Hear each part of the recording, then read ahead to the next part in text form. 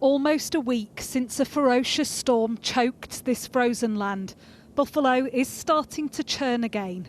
The main airport is back open and the roads are too. A travel ban lifted, freeing people to move around. But even as temperatures rise and conditions thaw, the emotions and the anger are raw. Just explain what the last week's been like for you. A living hell. An absolute living hell. Like nobody cares. For 6 days, Chris was trapped inside by snow packed so tightly by the wind she couldn't open her front door. She says the local government abandoned her and her neighbours. Yes, yesterday's the first day I went out. And today I came out to dry a shovel and I called my other daughter and she came over and helped me. We were doing this and that's when they, man, thank you. Yeah. Came and saved us. That's how I feel about it. He came and saved us. And why should companies be digging out when we live in the city? Yeah. They take care of every place else, but here and because they say this is the poor side of the city. Of the 39 people now confirmed to have died in Buffalo, many lived in the most deprived part of town, and the majority were black or Hispanic.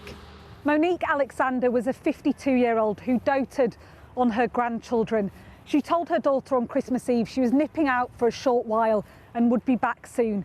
She never returned. She was found a few hundred yards from her front door, frozen to death.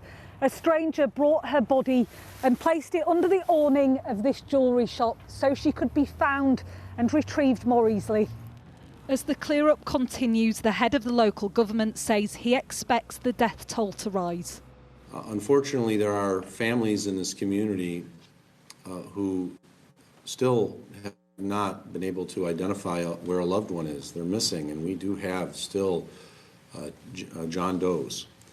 And eventually those family members are going to find out the worst news possible. Several of those killed froze to death in their cars.